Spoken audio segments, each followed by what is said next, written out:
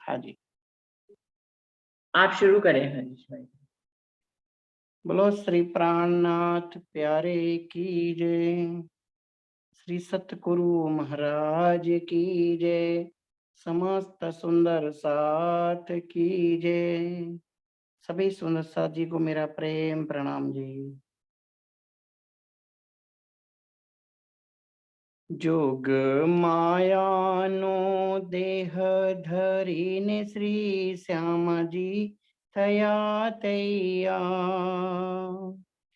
तत्क्षीणती हाँ तेणे ठामे मारे साथे कीधो सिनगार जोग मायानो देह धरीने श्री श्यामजी थया तैयार शोभा सागर साथ तणी सखी केणी पेरे वणवाय हूँ रे अबुज काई घणु नवलहूँ एनो निर्माण केम करी थाय जोग मायानो देह धरीने श्री श्यामजी थया तैयार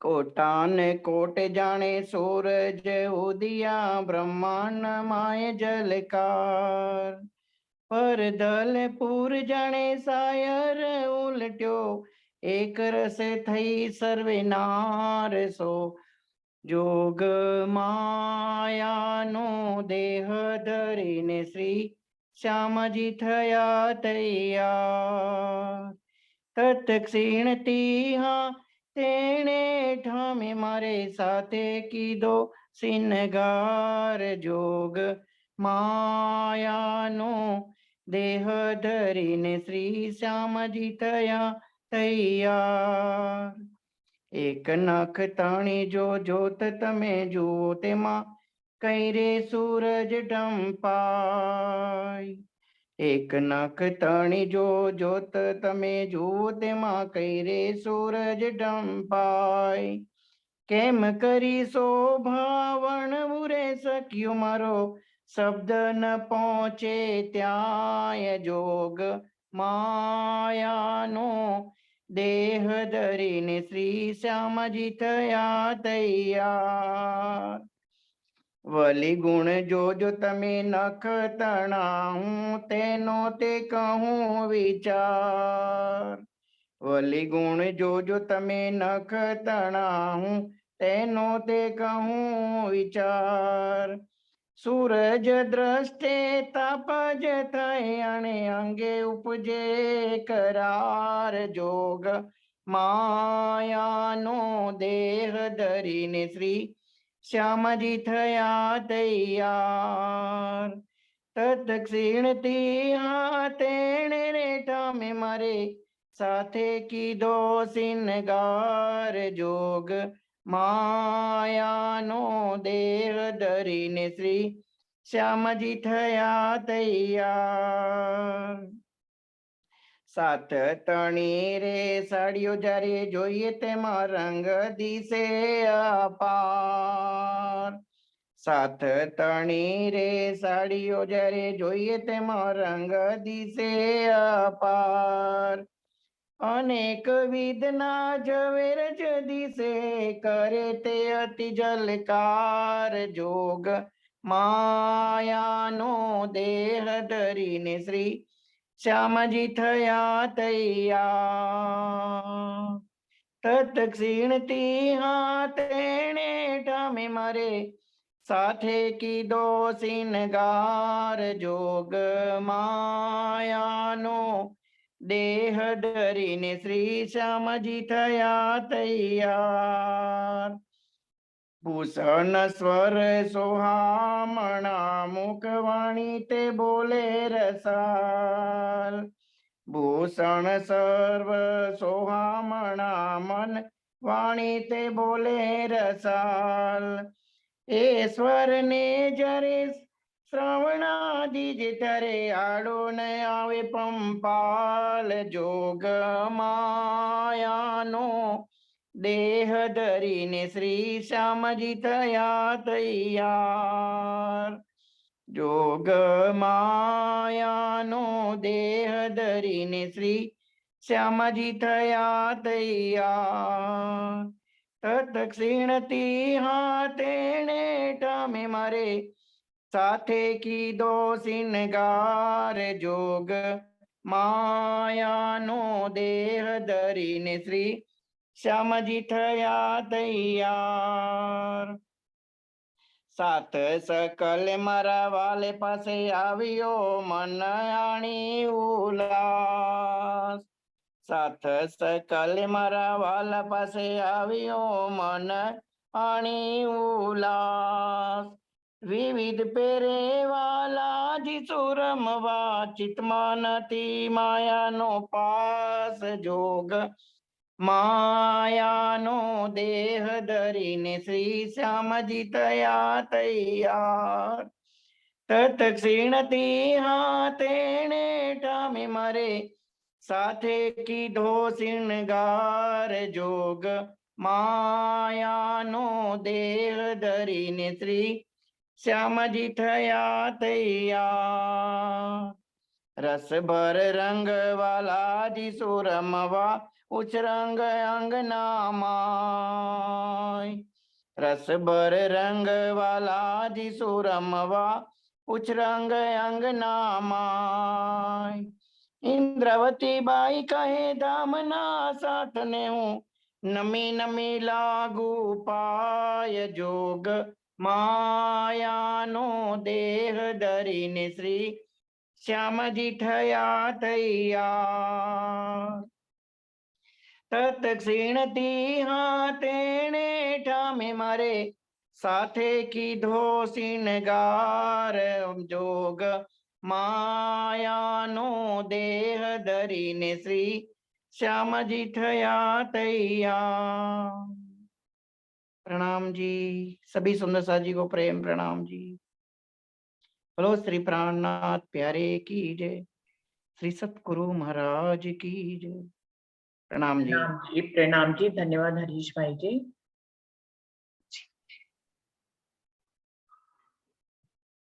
सभी सुंदर साथ जी को प्रेम प्रणाम जी. शुरू करते हैं सुंदर साथ जी. प्रथम लागो दोई चरण को धनी ना छुड़ाइयो खीन. लाख तली लालेड़िया मेरे जीव के ही जीवन. इन पाओ तले पड़ी रहूं. धनी नजर खोलो बातून. पलना वालो निरखु नेत्रे मेरे जीव के ही जीवन. मेरे जीव के ही जीवन. श्री वंदो सतगुरु चरण को करूं सुप्रेम प्रणाम. अशुभ हरन मंगल करन धनि श्री देव चंद्र जी नाम. श्री प्राणनाथ निज मूलपति श्री महराज सुनाम. तेज कुबर श्यामा युगल जी को पल पल करूं प्रणाम. पिया जी को पल पल करूं प्रणाम.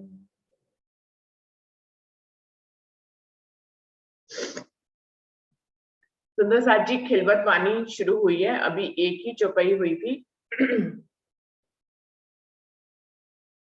खिलवत किसको कहते हैं, इस पे कल वार्तालाप हुई, मंथन हुआ. वैसे तो मार्फत की अवस्था में राज्य का दिल ही खिलवत खाना है, जिसमें आनंद और इश्क की लहरें उठती हैं. वो लहरें ही हकीकत का स्वरूप बनकर श्यामा महारानी सखिया 25 पक्ष परमधाम के रूप में, जाहिरी रूप परमधाम के अखंड स्वरूप में दिखाई देती है. तो खिलवत खाना जो कि एक सुंदर साथ के मन में रहता है कि मूल मिलावे कोई खिलवत खाना कहते हैं, ऐसा नहीं है. पांचवी भूम को भी खिलवत खाना कह सकते हैं, या परमधाम की हर भूम को खिलवत खाना कह सकते हैं. हर पक्ष को, यमुना जी को, भोजकोस्तर तालाब को, मानिक पहाड़ को, पुखराज पहाड़ को, सागरों को, सबको ही खिलवत खाना इसलिए कहते हैं. सब क्योंकि राज्य के दिल के इश्क तरंगों से ही हकीकत स्वरूप में दिखाई देते हैं. दूसरी बात है कि हर जगह पे ही खिलवत खाना उसको भी कहते हैं जहां आशिक और माशूक के बीच में प्रेम क्रीड़ा होती है. तो परमधाम के 25 पक्षों में हर जगह पर ही प्रेम की क्रीड़ा ही होती है। तो पूर्ण परम धाम ही खिलवत खाना है। जब खिलवत खाने में किसी एक स्थान पर बैठकर तीसरी भूम से इश्क रबत शुरू हुआ, और इश्क रबत क्यों शुरू हुआ, ये भी सुंदर साजी हुआ कि क्योंकि वाहिदत थी इसीलिए इश्क रबत शुरू हो गया। वाहिदत में क्या होता है कि जो राज्य के दिल से तरंग उठती है वही तरंग श्यामा महारानी सखियों में, खुशहालियों में, पशु पक्षी जानवरों में, पूरे परमधाम में वही लहर वाहिदत के रूप में संपादित होती है। तो जब धनी ने ही सोच लिया कि उनको खेल दिखाना है, ये तरंग कहाँ से उठी, ये राज्य के दिल में से ही उठी। इस सखियों के दिल में उठी नहीं थी, ये राज्य के दिल में ये तरंग उठी कि उनको रूहों को खेल दिखाना है। तो वहां से जब ये तरंग उठी तो श्यामा महारानी और सखियों के दिल में राज्य की वाहिदत के कारण ये बात आ गई कि उनको अक्षर का खेल देखना है, क्योंकि उनको अक्षर को दिखा दिया। और राज्य से की ही वाहिदत से जुड़े हुए हैं अक्षर ब्रह्म और महालक्ष्मी, तो उनके दिल में भी अक्षर ब्रह्म के दिल अक्षर को सखियों और रूहों को दिखा दिया, और उनके दिल में उनके बीच में क्या प्रेम की लीला होती है, क्या इश्क की लीला होती है, ये उपजा दिया। दोनों ही सत्य स्वरूप और आनंद स्वरूप चितगन स्वरूप के दिल से जुड़े हुए हैं। दोनों की वाहिदत राज्य के दिल से है। राज्य अपनी वाहिदत से कहीं पे भी कोई भी तरंग और बात को उपजा सकते हैं। इस बात में चितगन स्वरूप पूर्णता सामर्थ्य है। चितगन स्वरूप मतलब राज्य, तो राज्य ने अपनी ही वाहिदत से श्यामा महारानी और सखियों के दिल में ये बात उपजा दी, और अक्षर ब्रह्म के दिल में ये बात उपजा दी। अब जब राज्य कह रहे हैं इश्क मेरा तुम लोगों से है अखंड का, जिसको तुम पहचानती नहीं हो, वही बात क्योंकि वाहिदत है, वही बात श्यामा महारानी के दिल में आ रही है कि इश्क तो मेरा बड़ा है, कोई पहचानता ही नहीं है। वही बात सखियों के दिल में आ रही है, इश्क तो हमारा बड़ा है, हम ही श्यामा महारानी और सखियों को रिझाते हैं और इश्क हमारा बड़ा है। तो इस तरह से राज्य ने क्योंकि ये लाइन दोहराई कि इश्क मेरा बड़ा है, मैं ही श्यामा महारानी और सखियों को प्रेम करता हूँ, तो वही बात श्यामा महारानी के दिल में आ गई, वही सखियों के दिल में आ गई। वाहिदत के कारण ही ये इश्क रबद हो गया, जिसका निवेड़ा करने के लिए। और ये इश्क रबद कराया क्यों राज्य ने, क्योंकि राज्य खेल दिखाना चाहते थे अक्षर का, अपनी साहिबी दिखाना चाहते थे, अपने सारे मार्फत के भेदों को बताना चाहते थे, जिसको सखिया परमधाम में मार्फत के स्वरूप होते हुए भी उनकी मार्फत को पहचान नहीं पाते थे। हम जब खुद ही इश्क के स्वरूप हैं तो इश्क को हम नहीं पहचान पाते। बिल्कुल ऐसा ही काल माया के ब्रह्मांड में भी होता है सुंदर साथ जी। पूरी दुनिया में आप देख लीजिए, हर कोई एक ही बात कहता है कि वो सही है, वो जो कह रहा है वो सही है, वो जो समझ रहा है वो सही है। बहुत कम लोग ऐसा कहते हैं कि हम ठीक नहीं है, हम समझ नहीं पाए। जब भी कोई दो लोगों के बीच में तर्क वितर्क होता है तो हर तर्क वितर्क होने का कारण ही यही होता है, क्योंकि दोनों अपने आप को सही कह रहे होते हैं। तो इस ब्रह्मांड की तासीर भी वही है कहीं ना कहीं, क्योंकि ये ब्रह्मांड किसका प्रतिबिंब है, राज्य महाराज के सतंग अक्षर के अक्षर जो उनका सतंग है उसके ही मन के स्वरूप आदि नारायण से ये खेल बना है। तो इसमें अक्षरातीत की सत्ता स्वरूप से वो विराजमान है। अब जो क्योंकि सत्ता स्वरूप से वो यहाँ विराजमान है, इसलिए कुछ कुछ बातें अगर आप देखें, जब पूरे खेल को समेट दीजिए तो अक्षरातीत की सत्ता दिखाई देने लग जाती है, उसके कई लक्षण यहाँ पे दिखाई देने लग जाते हैं। जैसे वहां पर था कि मेरा इश्क बड़ा है, वही श्यामा महारानी ने कह दिया, वही रूहों ने कह दिया। ऐसे ही इस ब्रह्मांड में भी ये होता है कि जब दो लोग तर्क वितर्क करते हैं, पूरी दुनिया का हर एक व्यक्ति खुद को ही सही मानता है और सामने वाले को गलत मानता है, क्योंकि ये दुनिया द्वैत की है, इसलिए यहाँ दो प्रसंग चलते रहते हैं। परम धाम एकेश्वरवाद है, वहां एक सी बात चलती है। तो एक सी ही बात श्यामा महारानी सखियों और राज्य के दिल में आ गई, जिसका कारण बना इश्क रबत। तो इश्क रबत जब हुआ तो खेल देखने के लिए मूल मिलावा में बैठ गए, क्योंकि हम सब एक स्थान पर बैठकर, तो राज्य को एक स्थान तो 25 पक्षों में चुनना ही था जहां बैठकर खेल में हमारी सुरता को अपने दिल के माध्यम से लाएं। तो उन्होंने मूल मिलावे को, जो पहली भूम में है रंग महल, जो कि परमधाम के बीचों बीच है, जिसकी 9 भूम 10वीं आकाशी है, उसकी पहली भूम में 4 चौरस हवेली पार करके 5वीं गोल हवेली जो मूल मिलावा जिसको कहा गया है, वहां के मध्य के चबूतरे पर विराजमान होकर, जो कि चारों तरफ रंग बिरंगे थंबों से घिरा हुआ है, ऐसे चबूतरे पर मध्य में सिंहासन पर जो पश्चिमी बिछौने से सजा है, उस सिंहासन पर विराजमान होकर राज्य ने अपनी सखियों को अपने साथ जोड़ते हुए उन सब के दिल को अपने दिल से कनेक्टेड किया और अपने दिल के माध्यम से इस खेल में उनकी नजर को जीवों के ऊपर डाल दिया। तो इस प्रकार हमारी जो परातम है वो राज्य के चरणों में उनके साथ अंग से अंग जोड़कर बैठी है, सभी सखियों के साथ गलबैया बांध के बैठी हुई है, लेकिन परातम की नजरें खेल में जाने के कारण वो वहां पर इस समय स्टिल है, मूक है, वहां पर कोई भी प्रेम की लीला अभी संपादित नहीं हो रही है। लेकिन उस प्रेम के इश्क रबत के कारण ही हम इस खेल में आए, तो क्योंकि इस समय मूल मिलावा में है इसलिए अधिकतर खिलवत खाना जो है वो मूल मिलावे को कह दिया जाता है। लेकिन हम मार्फत की अवस्था से देखेंगे जो कल जाना कि पूर्ण परम धाम ही में ही राज्य की प्रेम की लीला होती है, इश्क की लीला होती है, आशिक और माशूक के बीच में प्रेम संपादित होता है, इसलिए पूर्ण परम धाम को ही के हर पक्ष को ही खिलवत खाना कह सकते हैं। अब क्योंकि मूल मिलावे में इस पल हम बैठे हैं और इस खेल में हजारों हजारों वर्ष व्यतीत हो गए हैं, यहाँ के कितने ही दिन और रात व्यतीत हो जाए, परम धाम में अभी एक भी पल व्यतीत नहीं हुआ है। इसलिए इस बात को हम कैसे डिफाइन करें, यहाँ इतना सब कुछ हो गया, ब्रज हो गया, रास हो गया, मोहम्मद साहब धनी देवचंद जी 5वें दिन की लीला इंद्रावती जी की, और अभी 6ठा दिन चल रहा है जो मोमिनों का दिन है। इतने वर्ष व्यतीत होने के बावजूद भी परम धाम के मूल मिलावे में एक पल भी व्यतीत नहीं हुआ है।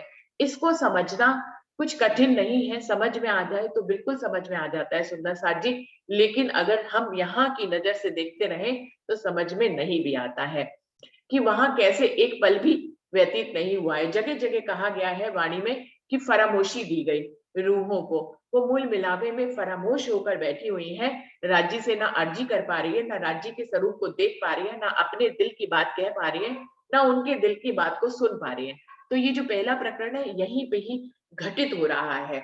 उस घटित होने वाले प्रकरण को खिलवत खाने में खिलवत के पहले प्रकरण में दर्शाया गया है कि किस प्रकार से वहां पे फरामोशी है।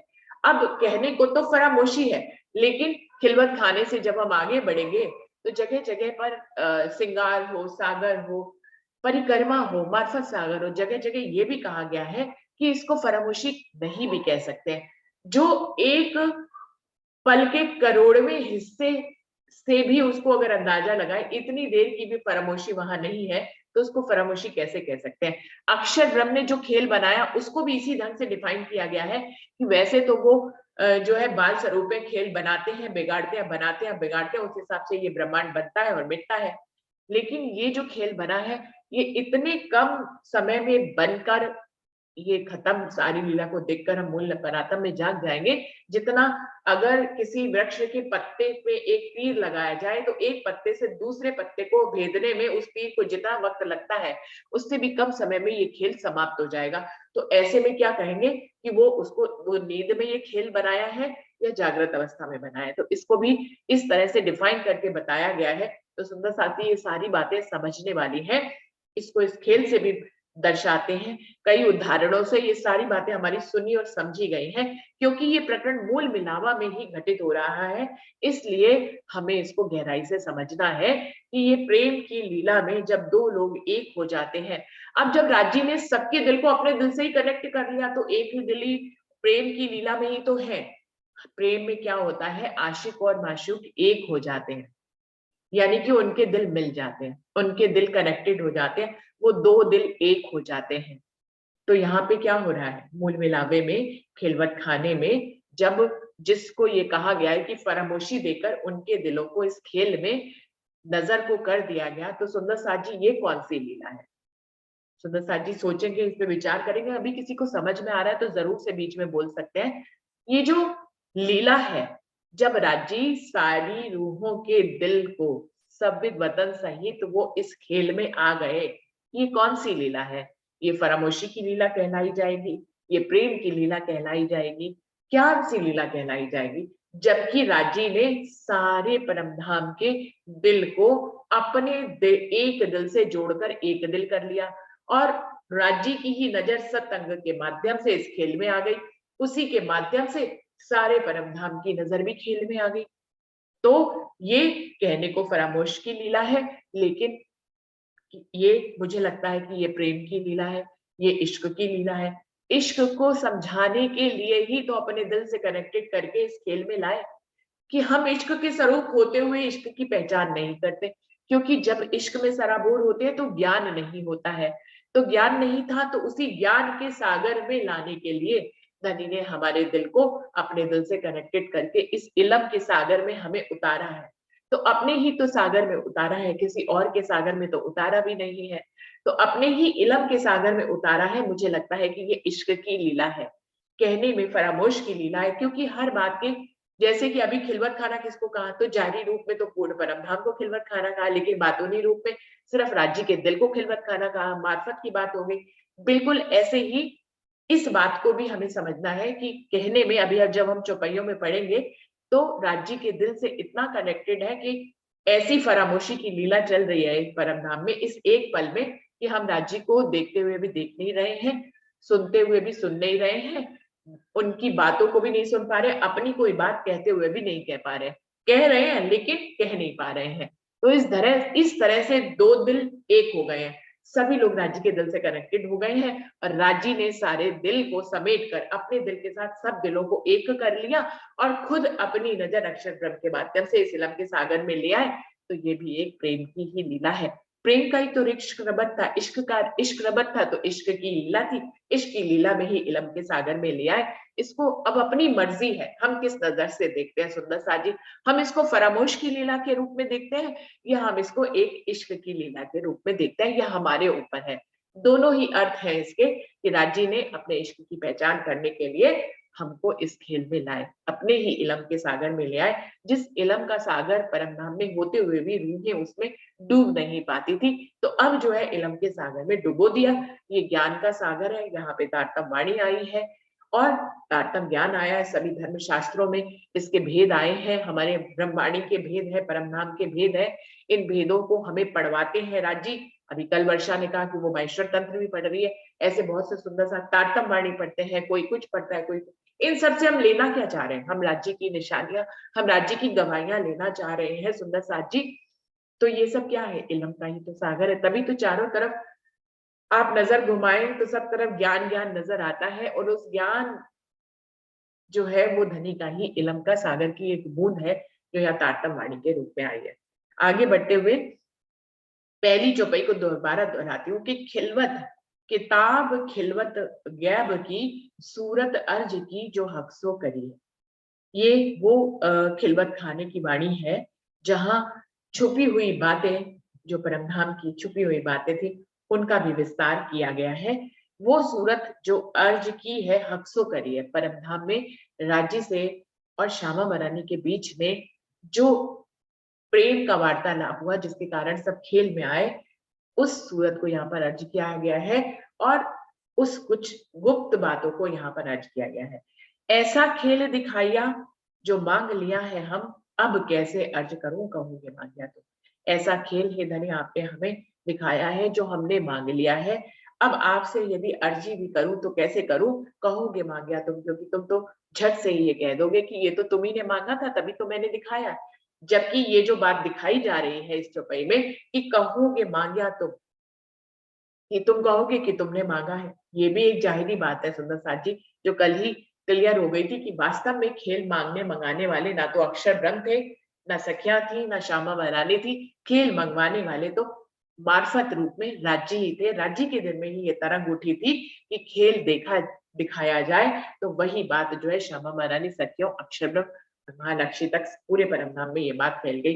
लेकिन जब आशिक और माशूक एक हो जाते हैं, जब रूह अक्षरातीत हो जाती है, जब वो खिलवत खाने तक पहुंच गई, खुलासा से आगे, यानी कि रास प्रकाश खटरुती सबसे होती हुई खुलासा तक पहुंची, और अब वो खिलवत तक रूह अपनी मंजिल सोपान जो सीढ़ियां चढ़ती जा रही है, खिलवत खाने तक पहुंच गई है, तो उसने अपना सब कुछ समर्पित कर दिया है राज्य को।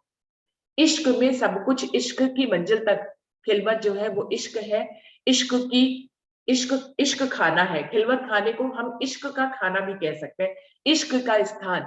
तो वहां तक पहुंचने के लिए रूह जब तक मैं खुदी में रहेगी तब तक वो खिलवत खाने में नहीं पहुंच पाएगी। इसीलिए इसे एक प्रकरण के बाद सारे प्रकरण जो है मैं खुदी मारे के हैं, 3-4 प्रकरण, जिसमें हम अपने आप को जब तक अपने अहंकार को समर्पित करके पूर्ण समर्पण से नहीं करेंगे तब तक हम खिलवत खाने में नहीं पहुंच पाएंगे। और जब खिलवत खाने में पहुंचते हैं तो राज्य और रूह एक हो जाते हैं। जब राज्य और रूह एक हो गए तो कौन किसको कहे कि हमने मांगा तुमने दिखाया, या तुमने दिखाया हमने मांगा, ये कौन कहे? तो ये कोई कहने वाला ही नहीं होता है। इसलिए यहाँ पर इंद्रावती ने सारी बात ये कही है कि कहोगे मांग्या तो। कछु आस ना रखी आसरो, ए झूठी जिमी दिखाए, ऐसी जुदागी कर दई, कछु कयो सुनो ना जाए। इस झूठे खेल में जहां आपने हमारे दिल को, हमारी नजरों को अपने दिल के माध्यम से भेज दिया है, इस ऐसे खेल में, क्योंकि ये द्वैत का ब्रह्मांड है, परम धाम सत्य है, अखंड है, ये दुनिया उसके विपरीत झूठ है और असत्य है। तो ऐसी असत्य माया में जहां पल पल में रिश्ते बदलते हैं, जहां पल पल में हर चीज बदल जाती है, परम धाम में भी पल घटित होते हैं लेकिन वहां कुछ बदलता नहीं है, प्रेम ही रहता है। ये झूठी दुनिया है, या पल पल में सब कुछ झूठ बिस्तरा हुआ है, तो हर पल कुछ ना कुछ बदलता है, वो पहले जैसा नहीं होता है। तो वो कह रहे हैं कछु आस ना रखी आसरो, आपने इस दुनिया में हमें कोई उम्मीद दी ही नहीं, ना ही कोई हमें आसरा या ठिकाना ही दिखाया कि जहां हम अपनी दिल की बात कह सके। अब जब रूह खिलवत खाने तक पहुंच गई है अपनी सीढ़ियां चढ़ते हुई, तो क्या वो राज्य के अलावा किसी और का आसरा लेगी? नहीं ले सकती है, वो किसी का आसरा नहीं लेगी। तो और राज्य उसे दिख नहीं रहे हैं। सबसे बड़ी बात है कि जिसका आसरा ले रही है, इस ब्रह्मवाणी को पढ़ के उसने सब कुछ समझ लिया है, सारी सीढ़ियां चढ़ गई है कि वो कौन है, वो राज्य की अंगना है, उन्हीं का ही दिल की एक लहर है। हम सब कौन है? राज्य के दिल के प्रेम के इश्क के सागर की एक लहर है। तो हम जब उनके इश्क की ही एक लहर है, तो हम किसके ऊपर आसरा रखेंगे? हम राज्य के अलावा क्या किसी और पे आसरा रखेंगे? यही बात कह रहे हैं, कछु आस न रखी आसरो, हमें तो आपके अलावा कोई आसरा दिखाई भी नहीं देता, और आपकी तरफ आसरा कर रहे हैं लेकिन आप ही नजर नहीं आ रहे। ये झूठी जिमी दिखाए, आपने हमें अपने दिल के माध्यम से इस झूठी जिमी में को देखने के लिए भेज तो दिया, लेकिन इस झूठी जिमी में हमें अपने ज्ञान के सागर से सराबोर करके हमें अपने तक पहुंचा भी दिया। अब जब हम आप तक पहुंच गए हैं तो इस झूठी दुनिया में हमें आपके अलावा कोई आसरा दिखाई नहीं देता। सबसे बड़ा दर्द ये है कि आसरा तुम्हारे अलावा कोई हम लेते नहीं और तुम हमें दिखाई देते नहीं। इंद्रावती की यहाँ पे क्या बात कह रही है वो अपने दिल की? जब आशिक माशूक जो है एक हो रहे हैं, तो अपने दिल की बात को जब हम जिससे प्रेम करते हैं, उसके गले लगते हैं, उससे एकाकार होते हैं, तो हम अपने सब दिल की बातों को खोल देते हैं। वो चाहे खुशी की बातें हो, दुख दर्द की बातें हो, या विरह की बातें हो। हर रूह क्या करती है जब राज्य से गले मिलती है, तब वो अपने विरह की व्यथा को गाती है। यहाँ पर खिलवत खाने के पहले प्रकरण में इंद्रावती अपने दिल की व्यथा को गा रही है। वो कहने को इंद्रावती अपने ऊपर लेकर बात कह रही है, पर ये सारी बात हमारी तरफ से कही गई है। हम ऐसी स्थिति में हैं अभी, ऐसी जुदागी कर दी, ऐसे जुदाई कहने को तुमसे अंग लगा कर बैठे हैं, एक हो गए हैं, बल्कि इश्क की लीला में एक हो गए। तुमने अपने दिल से हमें कनेक्टेड करके इस खेल में भेजा है। देखा जाए तो ये प्रेम हुआ, इश्क हुआ, लेकिन फिर भी क्योंकि ये दुनिया झूठी है, यहाँ पे हमें दिखाई क्या दे रहा है? ऐसे लग रहा है जैसे मैं आपसे बहुत बहुत दूर हो गई हूँ और मेरी आपसे बहुत बड़ी जुदाई हो गई। कछो कयो सुनियो ना जाए, ना तो मैं अपने दिल की बात आपसे कह पा रही हूँ, ना आपकी कोई बात सुन पा रही हो। जिस परमधाम की लीला में 25 पक्षों में हम रोज ही आनंद का हास विलास किया करते थे, जहां आप हमें प्रेम के वाक्य कहा करते थे, हम उस प्रेम से सराबोर हो जाया करते थे और हम प्रेम के उत्तर दिया करते थे। बिल्कुल ऐसे ही हम आपसे प्रेम का कोई संवाद कहते थे, तो आप भी हमें प्रेम भरा उत्तर दिया करते थे। उस लीला में विघ्न आ गया, उस लीला में कहने को तो आपने अपने दिल से हमें कनेक्टेड किया, लेकिन इस जो माया के खेल में हमारी नजर को बुझाया, वहां पर कछु कयो सुनो ना जाए, ना मैं अपने दिल की व्यथा आपको कह पा रही हूँ और ना ही आपकी कोई उत्तर आपकी तरफ से मिल रहा है, क्योंकि मुझे कुछ सुनाई नहीं दे रहा है। बैठी अंग लगाए के ऐसी करी अंतराए, ना कछु नैनो देखत, ना कछु आप ओल खाए। मैं आपके साथ अंग से अंग लगाकर बैठी हुई हूँ। परम धाम में तो इतनी भी जगह नहीं है, जब वर्णन आता है मूल मिलावे का सुंदर साथ जी, कि एक उंगली भी सखियों के बीच में घुस जाए, इतनी भी जगह नहीं है। तो ऐसा सागर बनाकर मूल मिलावे में बैठी है, अंग से अंग लगाकर, लेकिन इतनी जुड़ के बैठकर, इतनी राज्य के दिल से एक दिल होकर भी अंतराय हो गई। खेल में नजर को घुमा दिया। हम जहां होते हैं वही नजर होनी चाहिए, नजर कहीं और, तन कहीं और, तो फिर जो है अंतराय हो जाती है उस जगह से जहां पर बैठे हैं। तो अंतराय कर दी। ना कछु नैनो देखत, मैं अपने नैनों से आपको देख भी नहीं पा रही हूँ। ना कछु आप ओल खाए, आपको की पहचान भी नहीं कर पा रही हो, आप कहाँ है, किस तरफ है। ब्रह्मवाणी से सारी पहचान हो रही है, लेकिन सामने इश्क से जो हमारा वार्तालाप होता था, हमारा जो नैनों का दीदार होता था, हमारे बीच जो प्रेम संवाद होते थे, जो कहे जाते थे, सुने जाते थे, जिनसे हमारा दिल जो है प्रेम में पिघलता था, आपकी आंच में तपता था, वो सभी पल जो है मेरी नैनों से दूर हो गए हैं, क्योंकि मुझे तो आप दिखाई ही नहीं दे रहे हैं। ना कछु नैनो देखत, मैं आपके नैनों से नैन मिलाकर जो क्रीड़ा किया करती थी प्रेम की, वो अब नहीं हो पा रही है। मैं कहने को ब्रह्मवाणी कहती है कि मैं आपके साथ अंग से अंग लगाकर बैठी हूँ, सखियों के साथ एकजुट होकर बैठी हूँ, लेकिन वास्तव में ना तो मैं सखियों को देख पा रही हूँ, न श्यामा महारानी को देख पा रही हूँ, न आपको देख पा रही हूँ। इसलिए हम सबके बीच में जो प्रेम की क्रीड़ा होती थी, नैनों के नैन मिलाने पर, वो की लीला अभी नहीं हो पा रही है, जिसके लिए मैं विरह में तड़प रही हूँ। क्योंकि वही मेरा आहार था, वही मेरा खाना था, उठना था, पीना था, बैठना था। परम धाम में क्या है? दीदार ही खाना है, दीदार ही पीना है, दीदार ही उठना, बैठना, नाचना, सब कुछ दीदार होता है। तो ना कछु नैनो देखत, मैं उस दीदार को अपने नैनों से देख नहीं पा रही हूँ, इसलिए मुझे अपने और आपके बीच में एक जुदाई नजर आ रही है। बैठी अंग लगाए के ऐसी दई उल्टाए, ना कछु दिल की कह सकूं, न पिया शब्द सुनाए। कहने को तो ब्रह्मवाणी तो यही कहती है, आपका इलम का सागर यही कहता है, आप मुझे बार बार यही समझाते हो कि मैं आपके अंग से अंग लगाकर बैठी हुई हूँ, मुल मिलावे में, खिलवत खाने में। लेकिन ऐसा आपने मेरी नजर को अपने दिल से कनेक्टेड करके ऐसा उल्टा दिया इस खेल में, ना कछु दिल की कह सकूं कि मैं अपने दिल की कोई बात आपसे कह ही नहीं पा रही हूँ, ना पिया शब्द सुनाए, ना ही मुझे आपके वो प्रेम भरे शब्द जो है सुनाई दे रहे हैं। परम धाम के जिस लक्षण के कारण हम सुना करते थे, बोला करते थे, वो लक्षण जो है इस माया में आकर जो है बदल गया। इतना बदल गया कि मैं आपको ना तो अपनी इस जुबान से कुछ कह पा रही हूँ, ना ही आप जो कुछ भी हमें कह रहे हैं, ना हम वो सुन पा रहे हैं।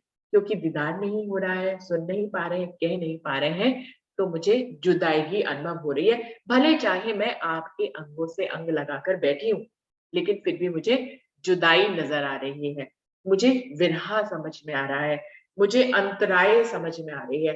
मुझे नहीं याद आ रहा कि मैं आपके साथ अंग से अंग लगाकर बैठी हूँ, जबकि मुझे मालूम है कि मैं आपके प्रेम में उठने वाली, आपके दिल की गंजानगंज इश्क की लहरों में से ही एक लहर हूँ। फिर भी मैं आपके इश्क को ना देख पा रही हूँ, फिर भी मैं आपके इश्क को ना सुन पा रही हूँ। जो इश्क की वार्तालाप हम करते थे, जिस प्रेम में हम धीरे-धीरे पिघला करते थे, वो प्रेम अभी, उसकी तपिश मुझे अभी अनुभव नहीं हो रही है। बैठी आंखें खोल के अंग सो अंग जोड़, आशा उपजे अर्ज को, सो भी दई मुए तोड़। बैठी आंखें खोल के, फिर मुझे ये भी बात समझ में आती है, ओहो,